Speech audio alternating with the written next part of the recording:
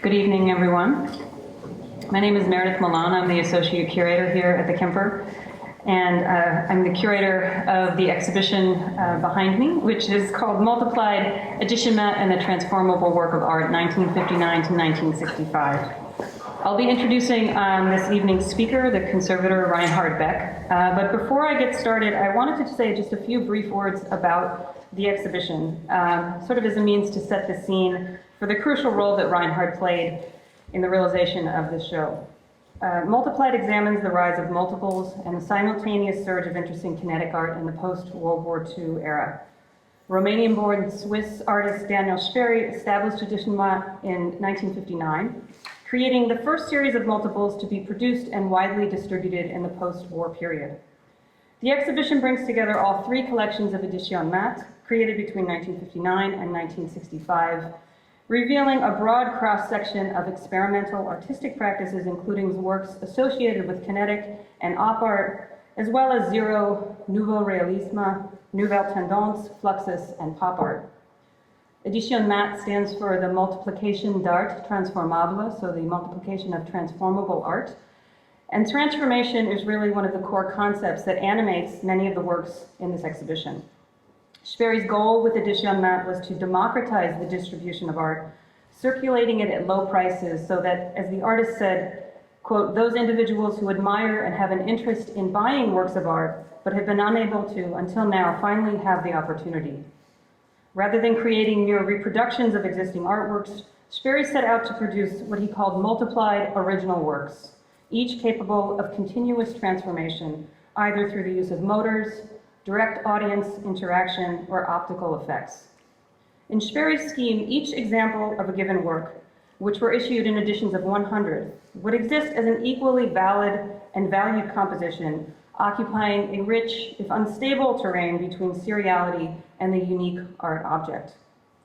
As Reinhard will undoubtedly corroborate in his talk tonight, there are unique challenges to curating an exhibition of art objects originally intended to continuously transform via motors or audience participation.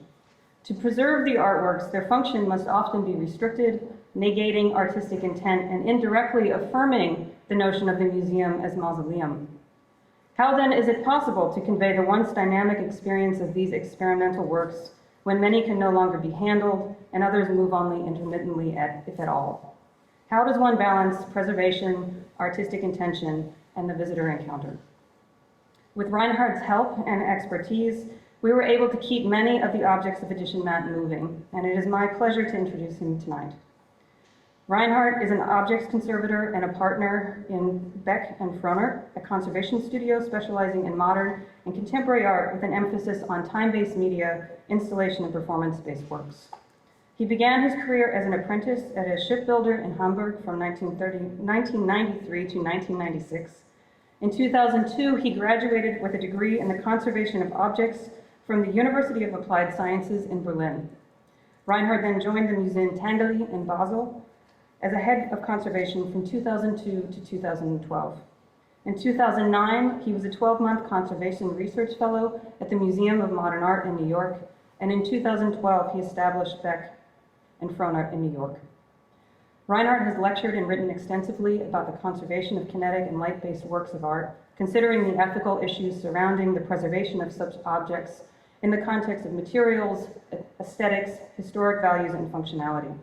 In 2005, he co-organized the symposium Moving Parts on the preservation and documentation of kinetic artworks at the Museum Tanggeli.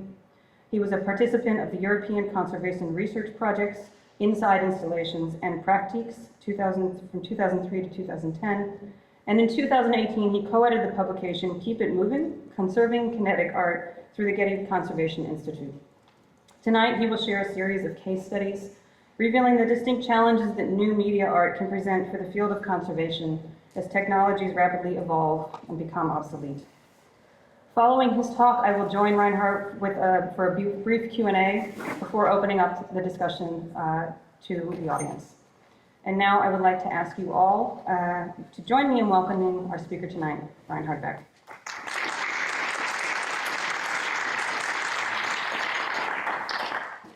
Thank you very much, Meredith, and thank you very much to the Kemper Art Museum and the Sam Fox School of Design for this honor to speak here tonight.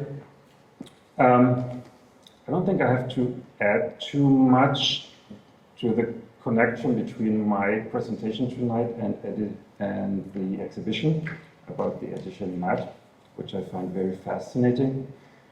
You gave me 45 minutes, Meredith, for tonight, and I thought I will present in these 45 minutes 5 artworks which we have been working recently in our studio in the past, I would say 2 years, 1 to 2 years. These artworks span from the 1960s, which is the time of what we see here, of edition mat, to the present. So they also represent a little bit the span of technology-based art, and this is really the scope of our practice in New York. And rather than talking about what conservators normally talk about, which is material, I would like to emphasize on these artworks, these 5 artworks, concepts and their actual behaviors. What I mean with behavior is these artworks, they do something. There's movement involved, there's sound, there's light, there's viewer participation, and the moving image, maybe even the introduction of networks with Nam June Paik. But I will not go into this. So the first work I would like to introduce is this work by Sean Tingley. He did these 2 sculptures in 1960. The left one is called Frigo du Champ, the right one is Le Frigo.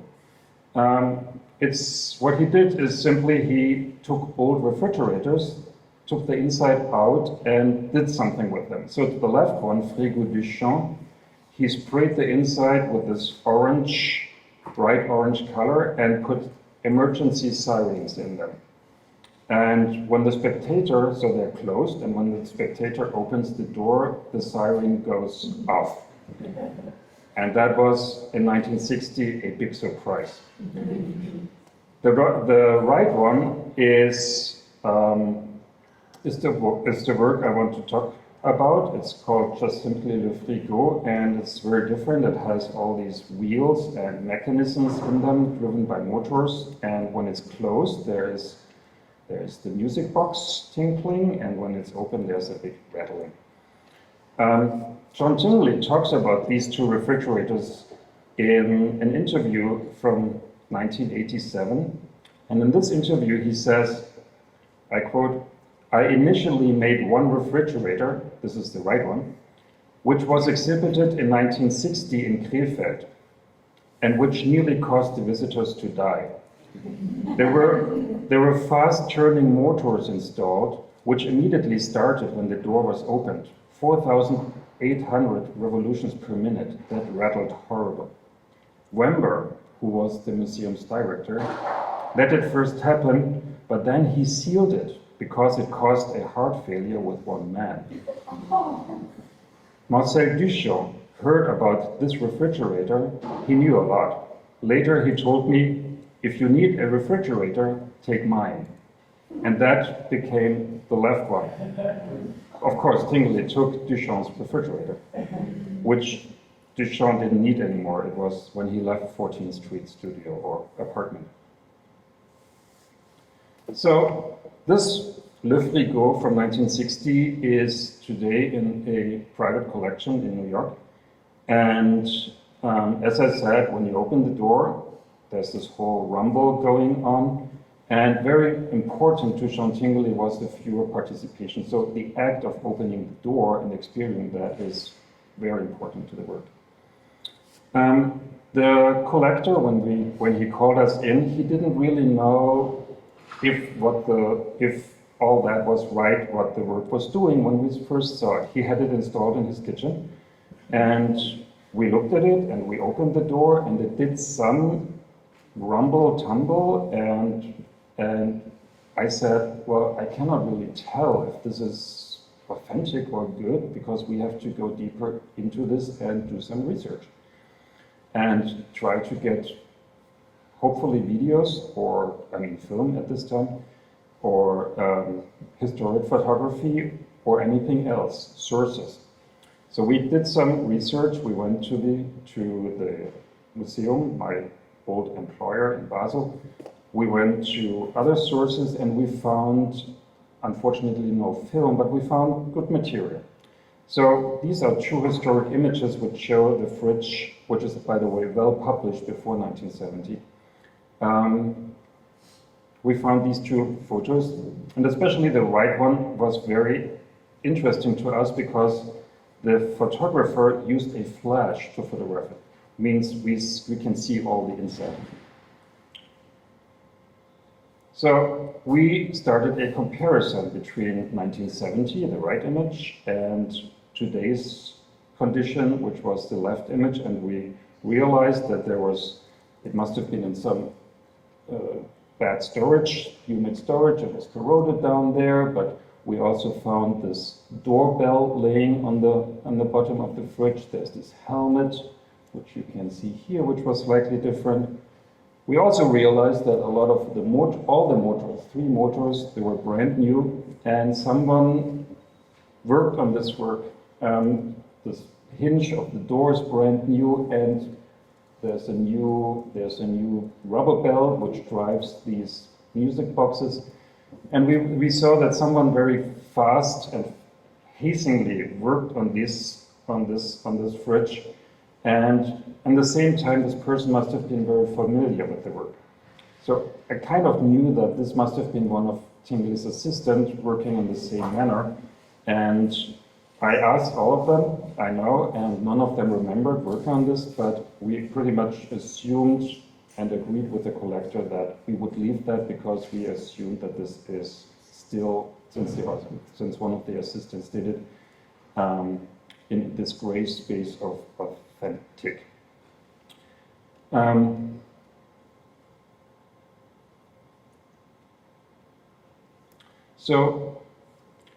Whoever worked on this, I call it the assistant, did obviously not have this image. Because what you see in this image is the doorbell, which is here, which we found at the bottom, installed right there. And you can also see that the helmet was, you don't see that, but it's obvious that, as you can see it here, it was welded down there. Well, helmets, military helmets, are of a very special alloy, and Tingley just welded it quickly down there, but you cannot weld helmets. It will break immediately, and that's what this helmet did. Tingley at the time didn't care, it had to go fast, and he did it this way. But what it was doing is this doorbell with this lever would hit the helmet and make a sound. And the person who worked on that obviously didn't know that. Here you see the fridge from the back. On the right, the artist standing in front of the fridge in 1970 in one exhibition installation, and to the left, the fridge, and you can see it's in very good, authentic condition, and these 2 electric items, which are the motor controllers for these new motors, have been installed at the back, which we didn't necessarily like, and we consequently removed them. But the main information we found in a publication by one of the artist's very close friends, Pontus Hulten, was this caption in this catalog. It was a full-page reproduction of the piece, and the caption says, "The fridge, 1960. When the door is shut, the musical boxes on the bottom edge emit a modest twinkling. When the door is open, there's a loud rumble." And that was new to us. We didn't know that, because when we started work, we opened it and it did all in once. But actually that made a lot of sense to us, that the work was standing there. When it was closed, it would do something, and it would lure the visitors to itself. So we agreed together with the museum in Basel that must be, since Pontus Hulten wrote that, he has known the work and the artist very well, that this is where we want to bring the work back. So this is the work after completion in our studio. Our studio manager, Eric, is turning it on, so you hear the music boxes running.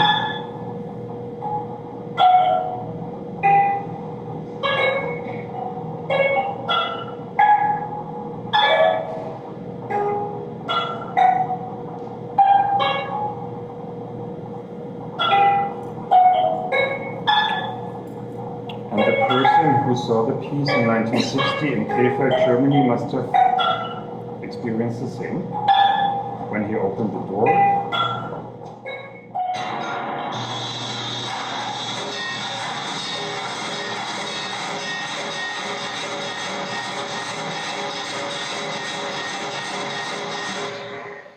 So we don't need to worry. But just to say that this little caption in the catalog's caption, this what I call the behavior of the work, was so essential. Without that, the work would have lost so much of its, I don't know, integrity, maybe. Which is also true for the next work, which is I find a very sad story, because it's a wonderful work. It's a work by Tom Lloyd. Tom Lloyd was an African-American artist working in the 60s in New York. He was very active in the Art Workers Coalition and created these light installations, which were pretty radical for an African-American to do, because they are not black art. And he was very criticized for that he abandoned his community. He was very active, and he named all his light installations after race horses. So Musaku was a racehorse, and it consists of 4 light panels mounted on the wall. 960 holiday light bulbs are installed in these light panels over 160 circuits. And all these 160 circuits are controlled via a script by 4 control boxes. This work is owned by the Studio Museum in Harlem, and they wanted us to work on it because it simply didn't look like what the work did, how it behaved. When you disassemble one of these panels, meaning you take away these light caps, which by the way are tail lights of Buick cars, you see that each compartment has 4 light bulbs installed. It's simply holiday light bulbs. And these are these digital controllers which came with the work, and which are actually the sad story. The back of the work, you can take it apart, and the artist indicated the light color of each the light of each light bulb for each compartment. So there's not much left for speculation. However, in the top you see when the Studio Museum received this artwork, they received one of those original control boxes, one of 4, only one. And the way it worked was, it was connected via cables to a light panel. And then there are these many little levers. And when the levers is touching the cylinder, which is actually rotating when it's plugged in, then the lights are on. So Tom Lloyd, he had these control boxes built by the RCA lab. What Tom Lloyd would do, he used paper tape or any kind of tape and taped strips of tape onto this cylinder in any form he liked. And that would represent his code. Because once the lever is not anymore on the cylinder, but on the tape, there wouldn't be a light. So it would create a light pattern in the control box. However, when the museum received only this one control box, there was no tape. So no tape, no code. Instead, what they received in 2000 are these digital control boxes for which we know who made them. Unfortunately, the person is not with us anymore, neither is the artist, by the way.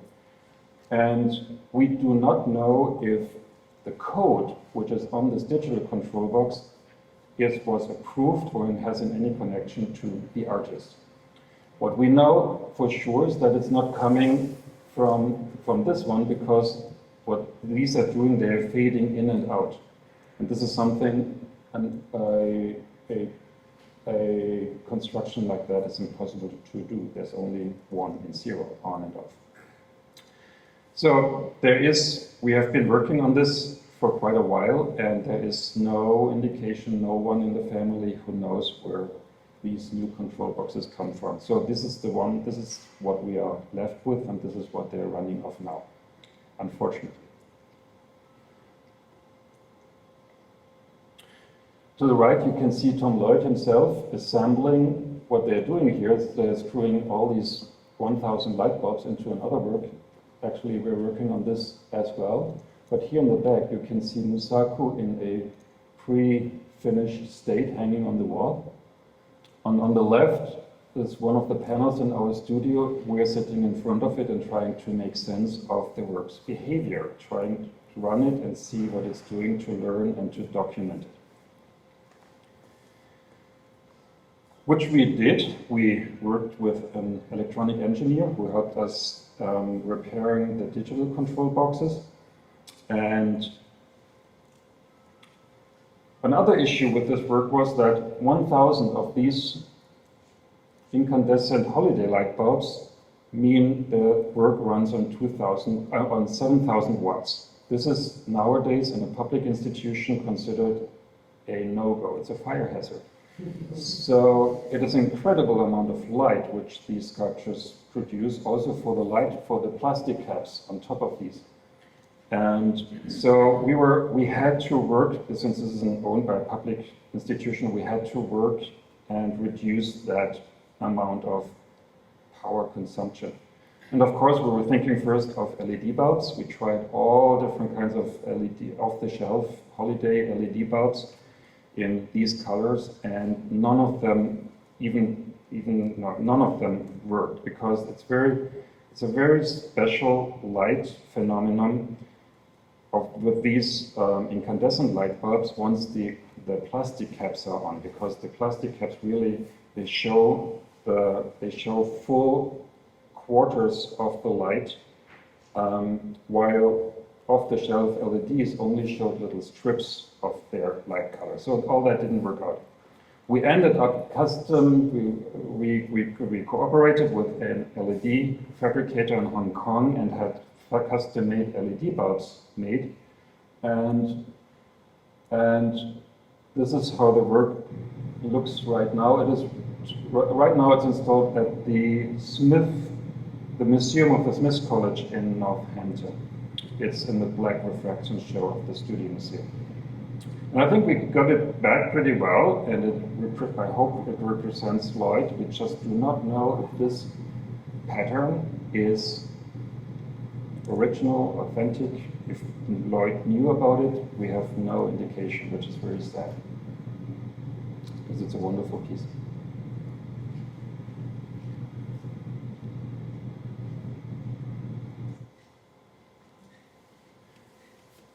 My next case is a work which is now owned by the Museum of Modern Art in New York. It is Robert Breer's Osaka 1. Osaka 1 was commissioned by PepsiCo for the World Fair in Osaka, Japan in 1970. I believe this is the pavilion, the Pepsi pavilion. I believe Buckminster Fuller designed it, but the artificial water, the artificial cloud here was a work by Fujiko Nakaya. There were other works in there by, I forgot, doesn't matter. So after the show, after the fair, so these are the Robert Breer Osakas. It's an edition of 8. There are 6 feet high and 6 feet in diameter, and they move very slowly through the space. When they hit an obstacle, they change course and keep going. And Osaka 1, one of them, was donated by PepsiCo in 1970 to MoMA. MoMA has shown it since in 1970, the year of the donation, and then again in 2000, and then again in June 2018. And this is the time when we started to work on it.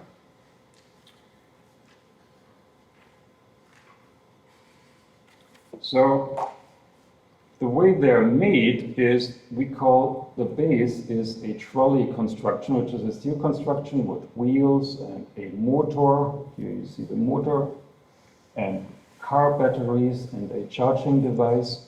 And on top of that sits the actual dome. The dome is constructed from fiberglass, and it's very well made. We have no information how the works actually performed in Osaka.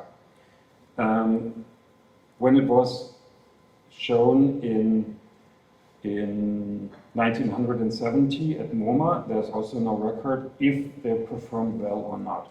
No record. What we know is that the work did not perform well in 2000. And that was when Robert Boyer came, and he didn't work, he never worked on these. He had the idea and had them engineered by someone else. But MoMA Conservation Department asked an electrician to repair these trolleys, and the electrician removed, I want to point you to this little box there, here, this little box. And the person removed, we have invoices for that, but there's no documentation, removed this box, which we later learned is the motor driver and switching box, which controls behavior of the work, and replaced that with a simple relay.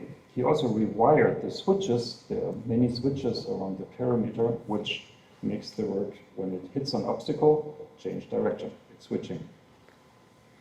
So in 2000, Robert Greer came and approved the work, and it seemed to run fine in the sculpture garden. We later heard, or I know the story, that it did not perform so well, and they retired the work and had it just stand still because it kept running into obstacles and kept pushing and pushing and pushing.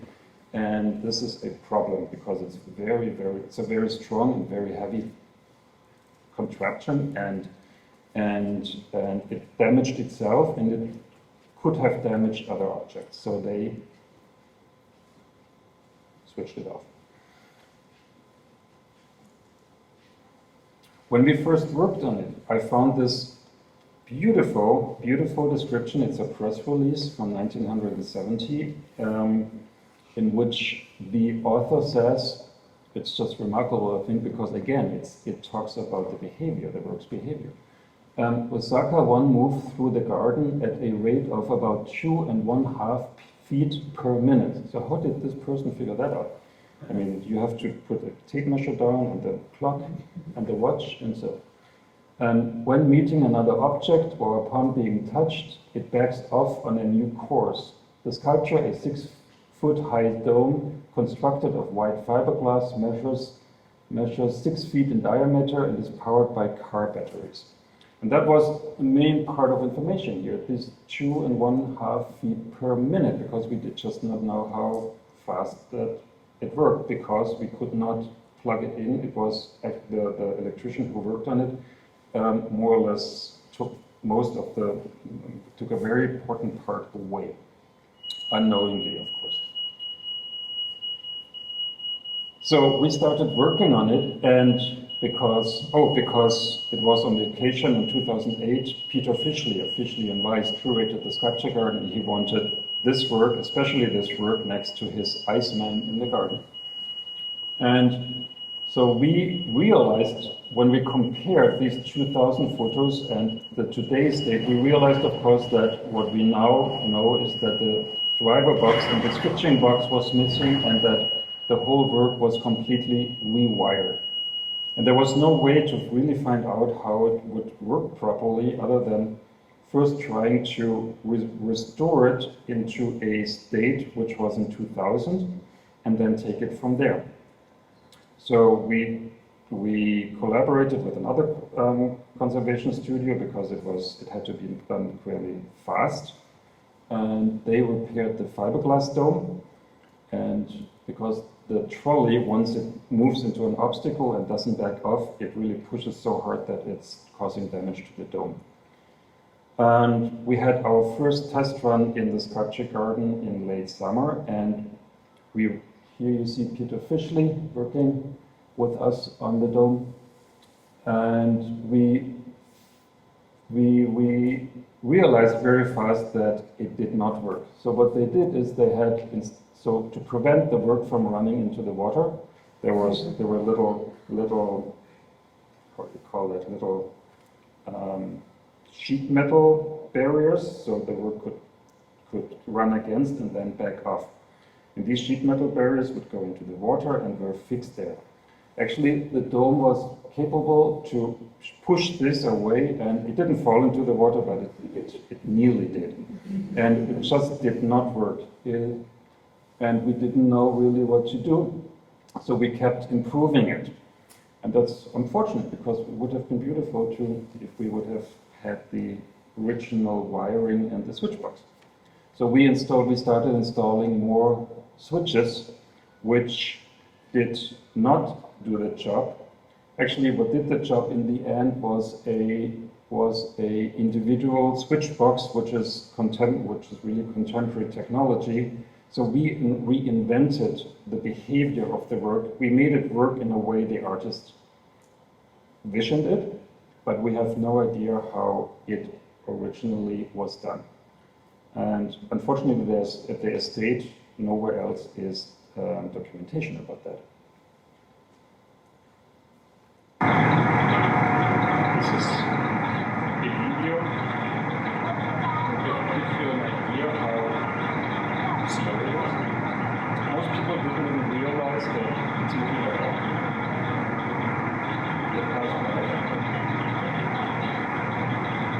I find it quite remarkable. It's very, very fun.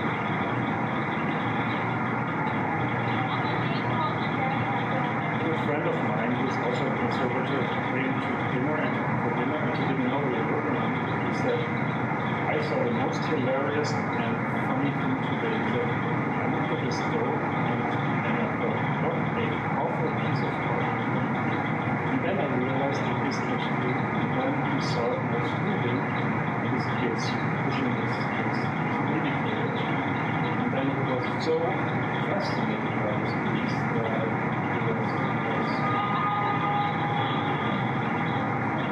there's no baby in this game.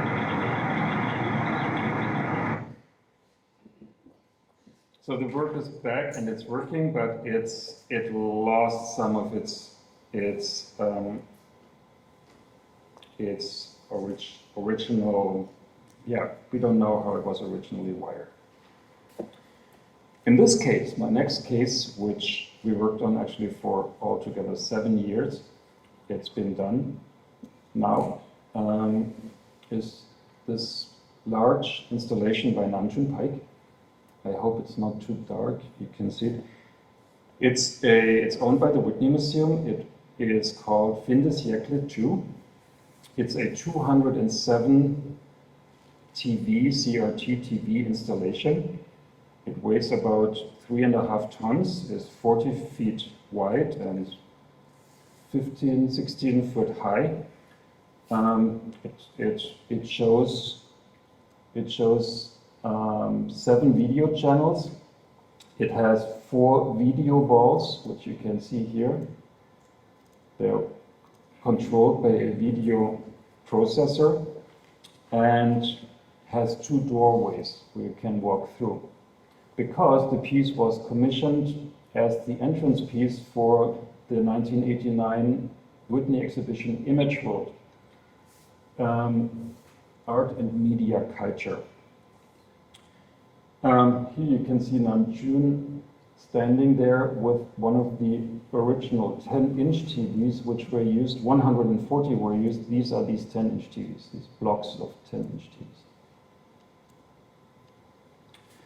So this work was installed in 1989 at the Whitney and then sold to a private collector in Hawaii who had it installed outside in his gazebo-like, it was a gazebo-like situation.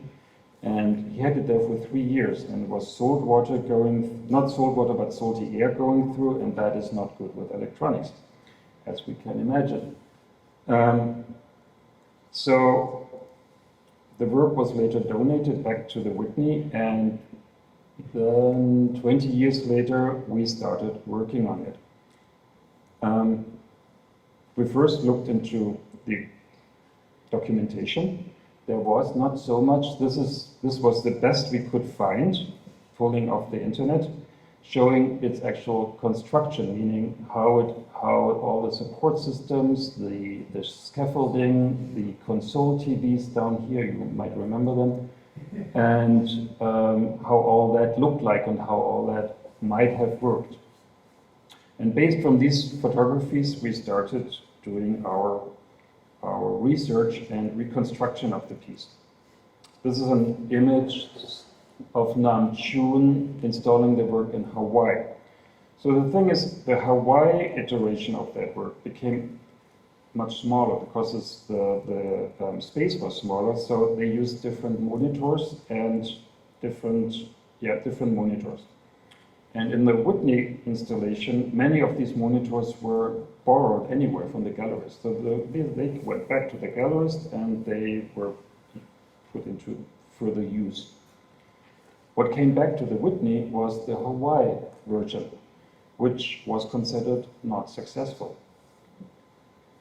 So when we started looking at it, we first started looking at the videos. 7 video channels, the Laserdisc were played back, and the videos were played back using Laserdiscs, and the Laserdisc showed all this disc rot. I don't know if you can see that, it's probably too bright, but in salty conditions, in humid conditions, the reflective layer on the disc starts to corrode and causing these little image errors in the actual video. So we had to work with the Pike estate to get some of the video material back. We also had to work with the custom-made, in Korea, custom-made video processor. This is the old original video processor, which was beyond repair. We had experts come in and they all told us this is beyond repair. But fortunately, the Korean creator of that custom-made video processor was still around, and he was also holding the only video of the work. He was holding that, and he was not willing to release that unless we buy a new video processor. So we did both. We bought the video processor and we also got the video, which confirmed that the new video processor, which is programming, because what it's really doing next to all the switching, it is switching 64 CRT TVs, but it also has an internal program. And so it's this video processor, the original, is the programming is reflected in this new processor.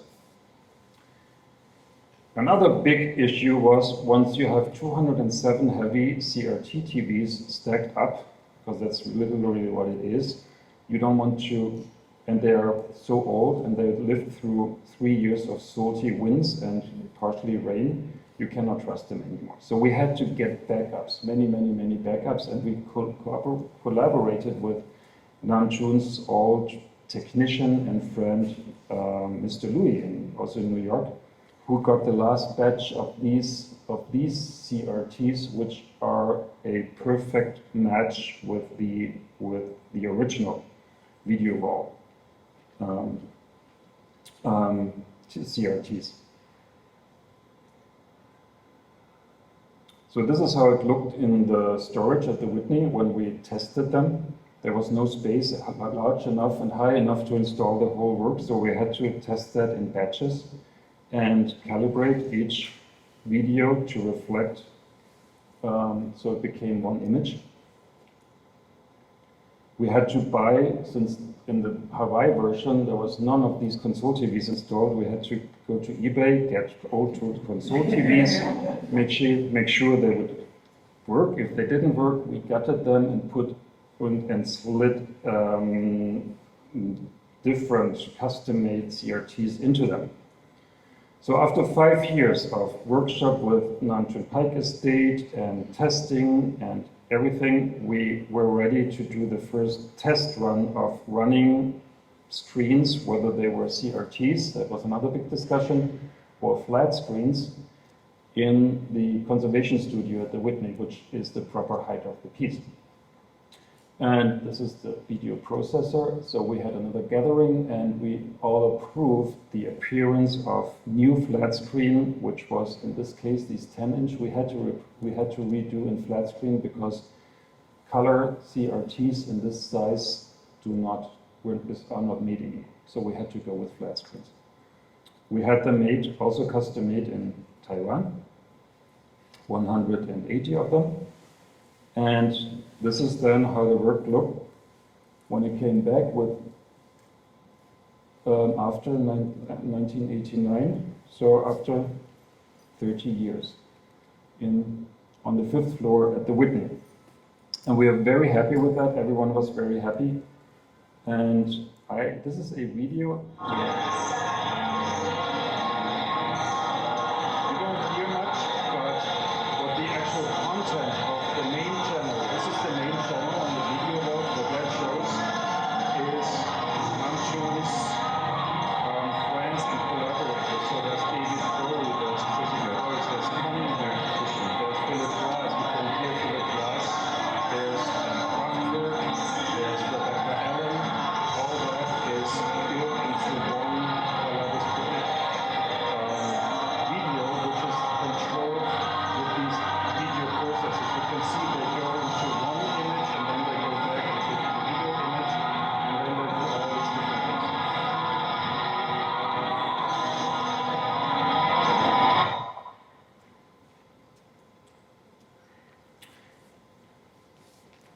What we are also doing increasingly in our studio practice is we are involved in the acquisition of new artworks, mainly media artworks. And I want to present this quickly. I'm realizing I'm beyond already time. Is that possible? Okay.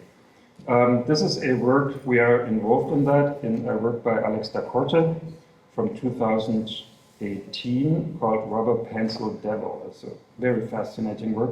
I'm concentrating on the video content, not on the house around it. It's another work by him. So Rubber Pencil Devil is a video. It's a 3-hour, he calls it himself a 3-hour variety show presented by Mr. Rogers, and it takes its structure from the words of Bob Dylan's song Subterranean Homesick Blues, a love letter to America in the late 1960s, when the country was in a familiar state of affairs. For each of the 57 episodes, a word from the song serves as a prompt for a visual poem played out by familiar characters and cartoons from the 20th and 21st century. So the screen, this is the screen it's supposed to be on, and that's a video wall. It's approximately 10 feet by 10 feet. Resolution of 6K, that's it's highest resolution, while the video is only 3K, so it's very different. Usually it's the other way around, that the screen has less resolution than the video. These are few screenshots of these 58 scenes. And what we are usually doing in such cases, when acquisition, we are getting in contact with the artist and the gallery, and in this case also the post-production studio, and negotiate what the deliverables are. Is the artist willing to share native master material? We would like to have installation manuals. We would like to have the production history, the post-production history. There's copyright issues involved. So we start talking about all of that and draw that into a large documentation, which is just a large file. But this is, for example, this is the exhibition file for that video. It comes, of course, on a hard drive, but it is 58 separate QuickTime files altogether. It's approximately, I would say, 4 terabyte of information, which we then pack and archive and put onto proper storage next to the actual native file, which will not be used for exhibition. And this is how the work looks right now in the artist, in the collector's, at the collector's home. So it's a cinema kind of situation with the video ball and I don't think now you cannot really see that. So the whole interior of the theater is according to the colors in the video. So it's very colorful. I don't think you can really see that, but this is a video. It was shown in 2018 at the Venice Biennial, and no, 2019. It was last year, of course. And this is you can get an idea of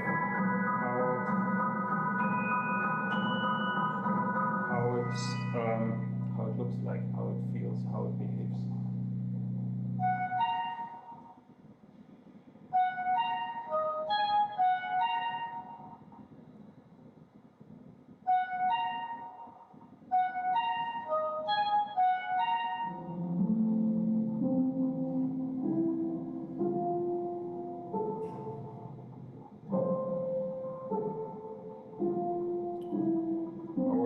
Studio manager, he had to review the work, and he registered so many more aspects and details of that than I did as a German, because it's really American history.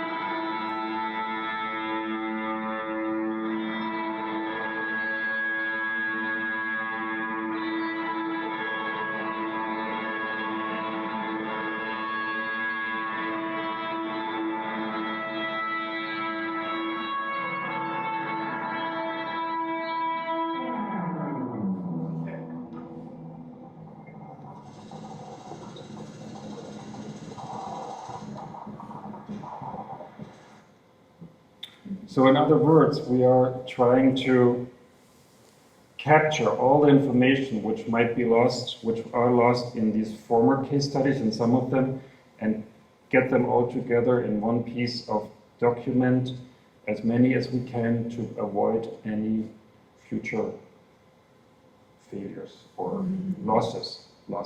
Thank you.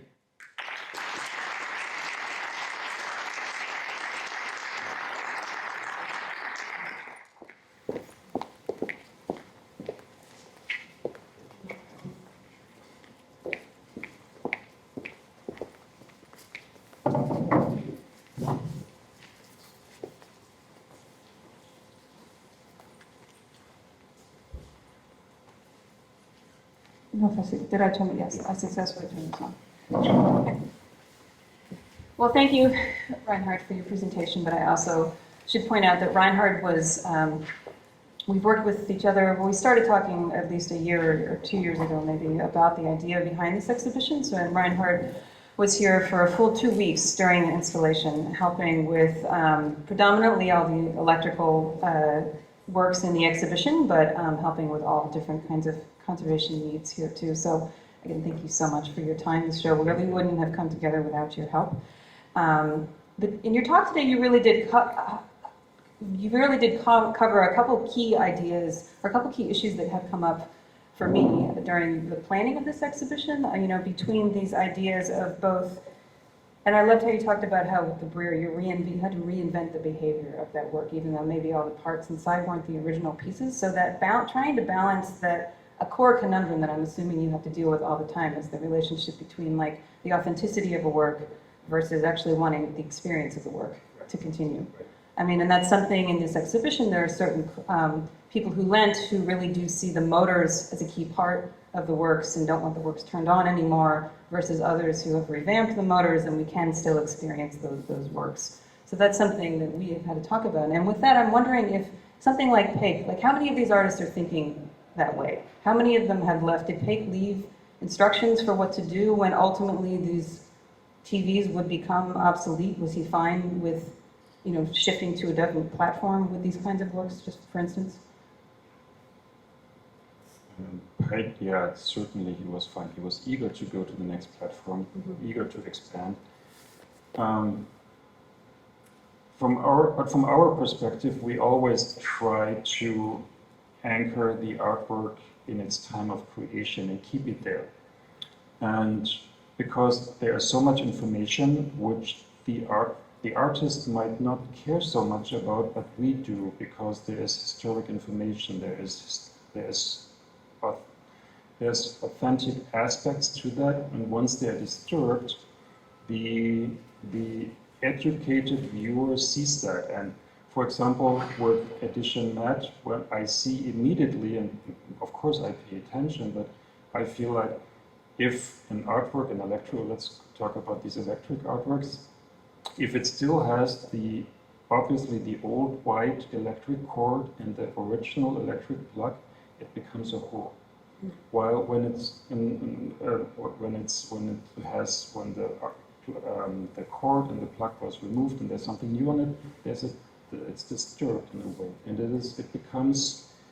it stays authentic and it's beautiful that way. And I always try to keep it when I can that way. And not many artists probably are with me on that.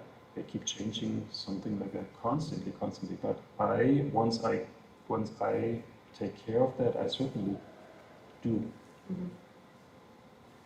So what do you suggest for in a museum when they're acquiring these kinds of works? Do we stockpile as many TVs as possible, as many light bulbs as possible from that period? Like what do you think is the right move forward?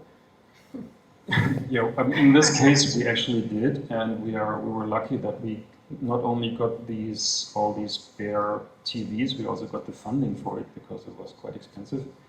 I think I think we can go into the future, and I think for example, let's stay with Bek, we can change if there's no other way to do, because he approved it, absolutely. So I'm not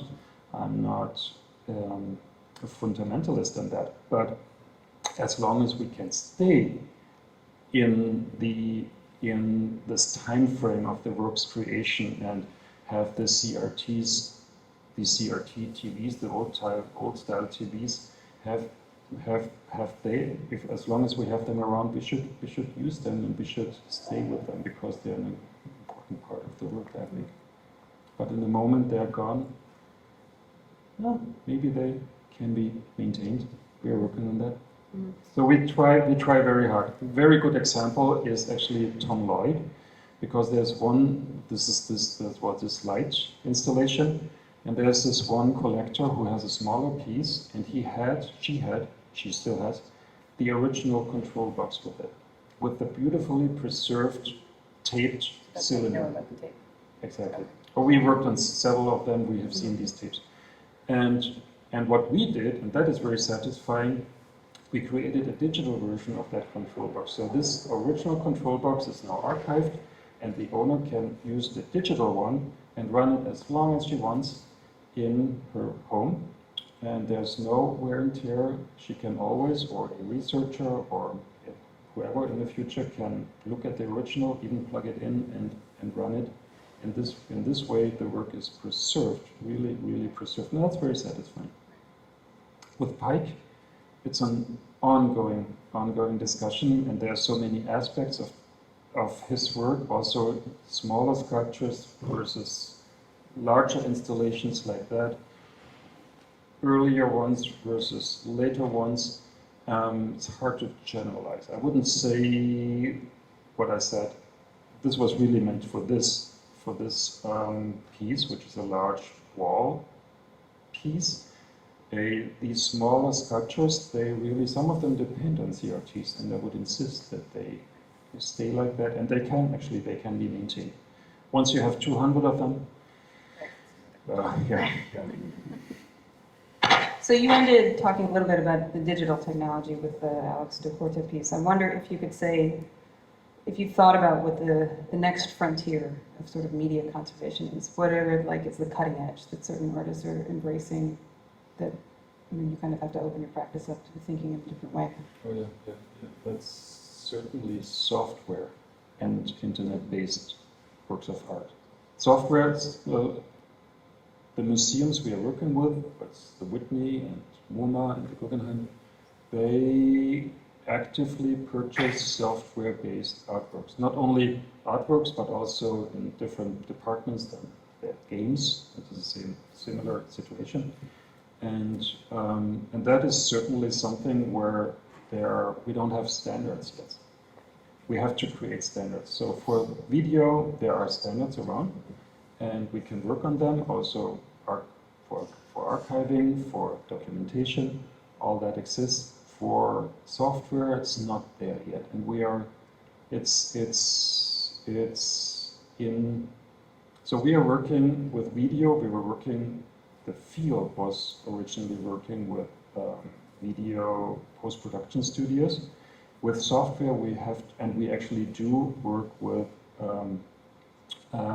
computer specialists. Software, it's about software analysis. It's about source code. So what in video is the uncompressed QuickTime file. In software, it's the source code analysis. And for the source code analysis, which is the real analysis of the root of the structure, you need a person who really knows how to do that, yeah. And that's not necessarily us, so we have to reach out and collaborate with computer scientists. Well, let me ask you one more question before we open it up to the group. I wonder if you can give me an example, if there's something, maybe one of the most challenging things you've ever worked on, and maybe say why. Is there anything you've been completely stumped? Yeah.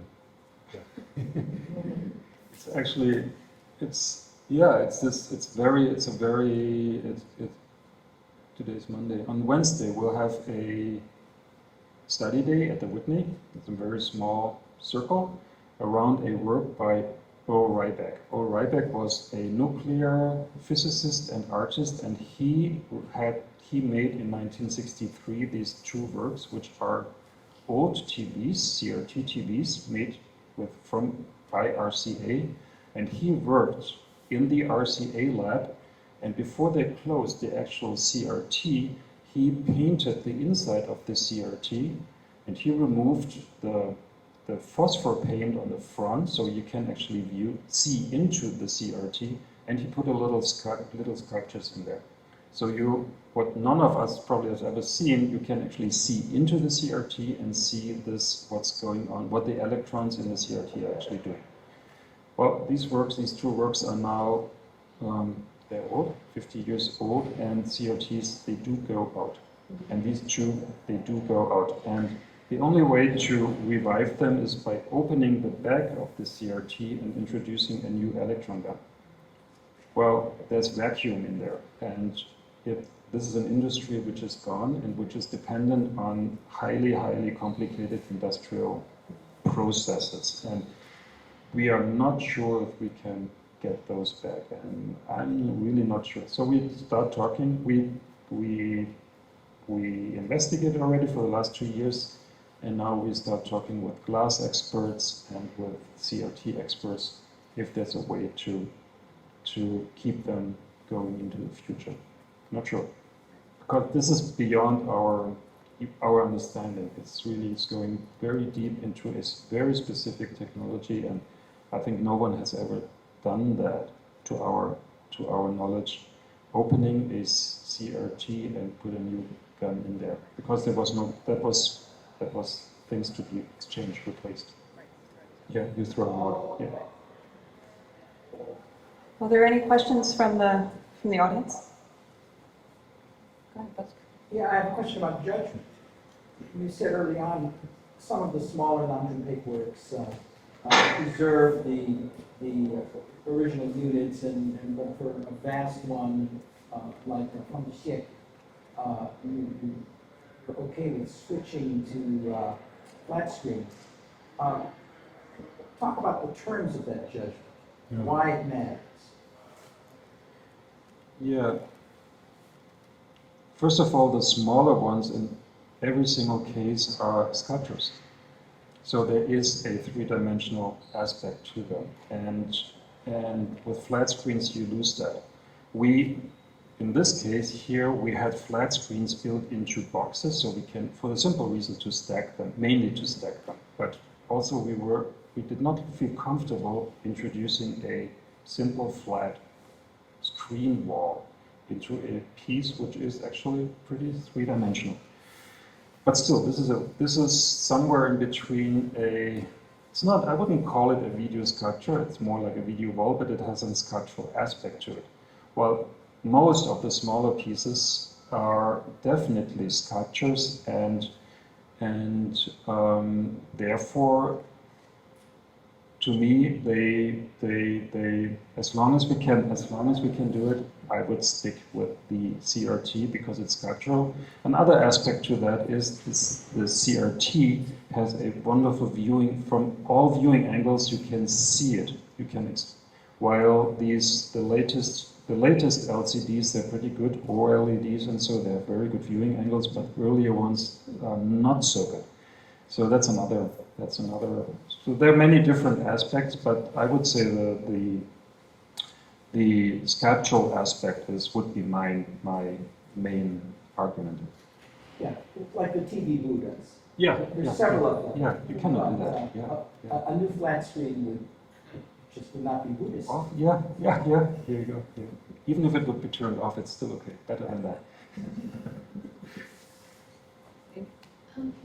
Why did you need to work on that, Alex, for a brand new piece? What was your objective?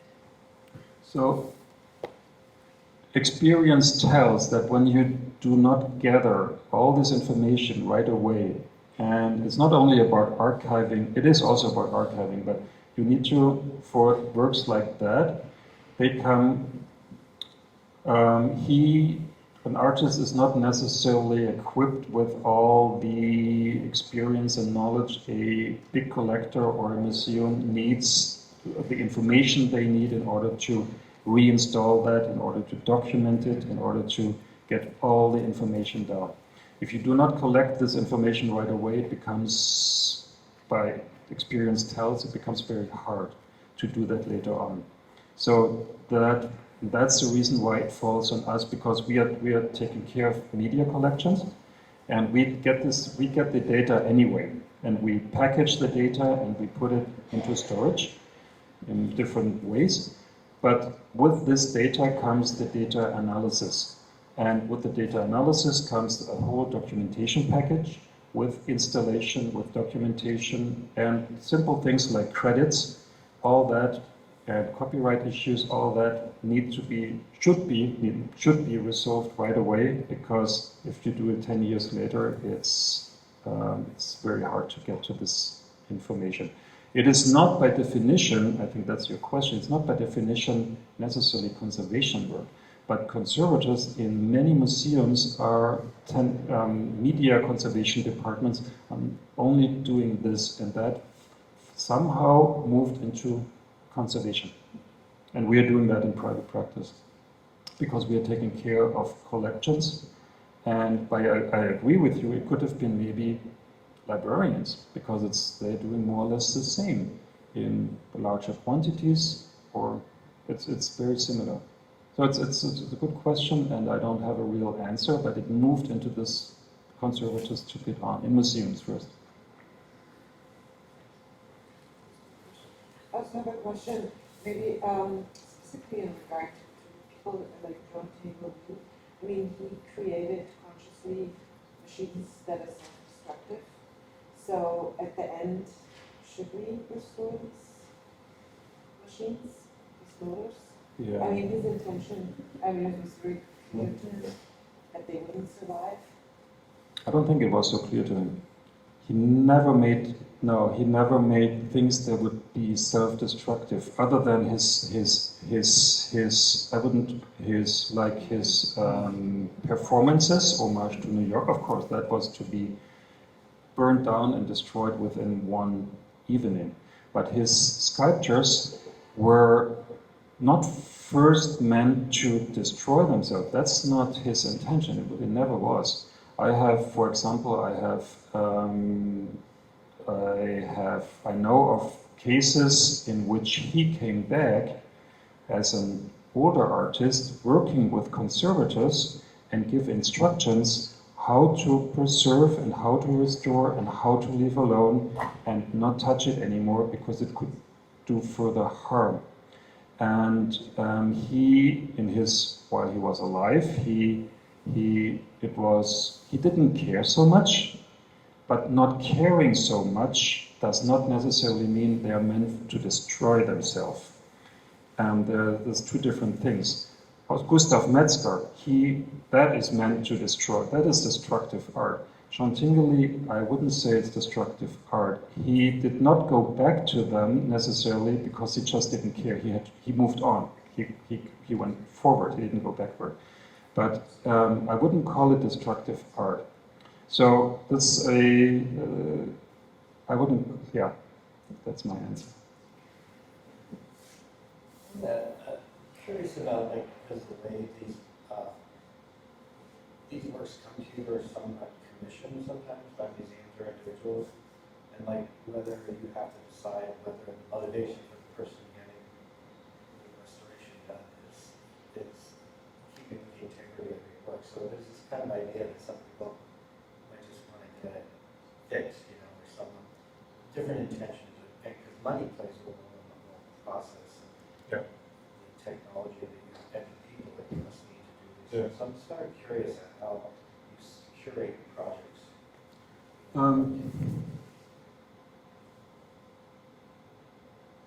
Good question. I have to think if I can think of a project in which someone came in and just wanted to get it fixed. No. Everyone is usually interested, first of all, in history, research. Everyone does not, and it's not, people regard that, people who know about that and collectors who care about these works do not probably understand more that it is about history, it is about documentation, and it is about keeping them together and authentic rather than getting them fixed. If we talk about 1960s fast, like a Chantilly piece, this, not talking about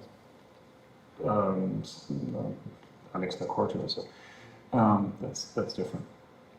But no, it's a good question, but people do not come to us like a car repair shop and fix that for us. That just does not happen.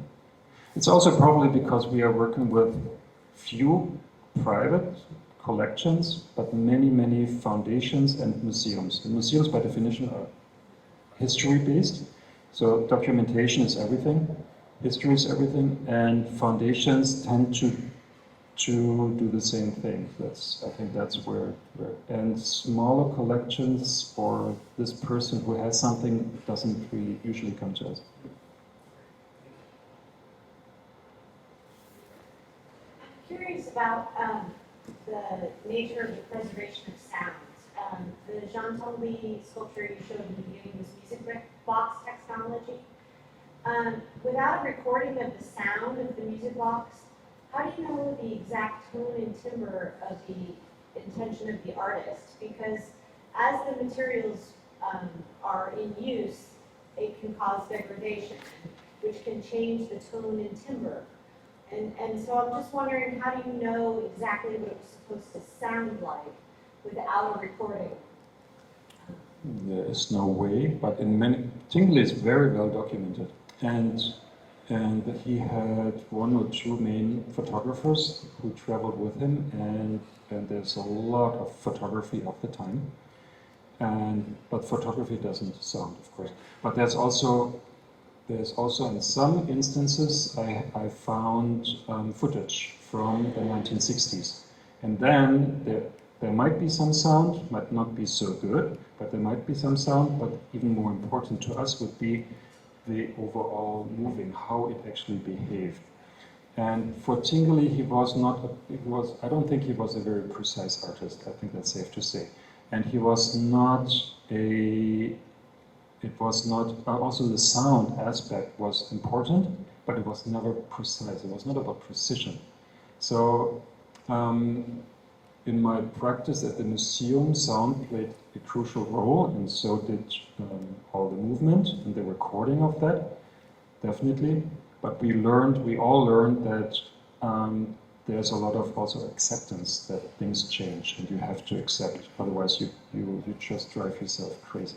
But documentation is everything, and we did that early on. We did the whole collection was professionally filmed, and from all sides, and that was the first preservation attempt, actually, before we did anything else. This documentation. So my question is, how much of your job do you feel is more negotiation?